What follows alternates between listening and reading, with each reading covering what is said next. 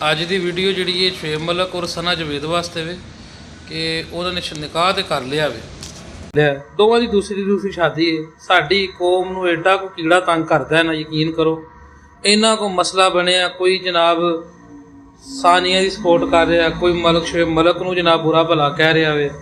ਆਪੀ ਅਸੀਂ जुआ भी खेलीए, जना भी करिए, हराम काम करिए, साढ़े को कोई हिसाब ना लगे।